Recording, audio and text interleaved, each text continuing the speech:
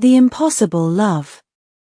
In a small, secluded village nestled between rolling hills and dense forests, there lived two young souls whose hearts beat as one.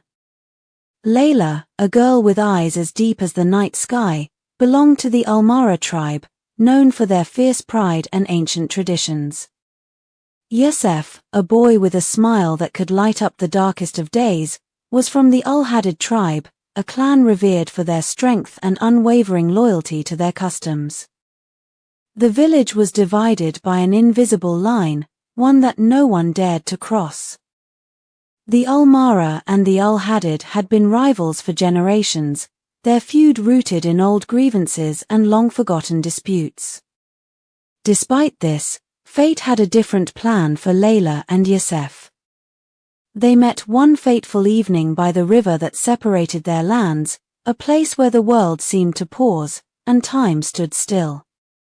Their love blossomed in secret, hidden from the prying eyes of their families and the village. They would meet under the cover of darkness, whispering promises of a future they knew was impossible. Leila would bring with her the scent of jasmine, and Youssef would carry a small flute, playing melodies that spoke of their longing and despair. As the days turned into months, their love grew stronger, but so did the weight of their reality. The elders of both tribes began to suspect their meetings, and the whispers of their forbidden love spread like wildfire. The Almara and the Al-Hadid were outraged, their pride wounded by the thought of their bloodlines mixing. One evening, as the sun dipped below the horizon, casting a golden glow over the village, Leila and Youssef met by the river for what they knew would be the last time.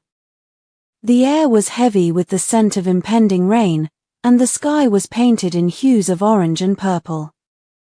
"We cannot continue like this," Leila whispered, her voice trembling. "Our love is tearing us apart, and it will only bring more pain to our families." Youssef nodded, his heart breaking with every word. "I know, my love. But how can I live without you? How can I face a world where you are not by my side?" They stood in silence, the weight of their impossible love pressing down on them.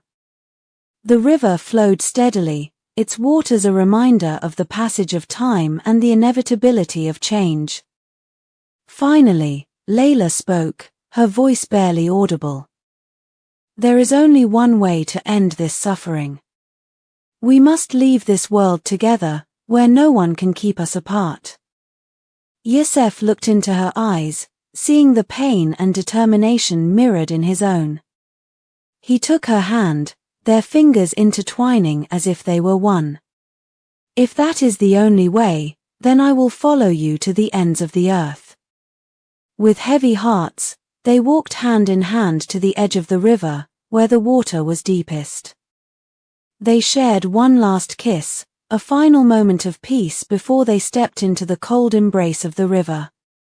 The water closed over them, and the village was left in silence, the echoes of their love lingering in the air. The next morning, the villagers found their bodies washed ashore, still holding hands. The sight brought tears to even the hardest of hearts, and for a moment, the feud between the Almara and the Al-Hadid seemed trivial.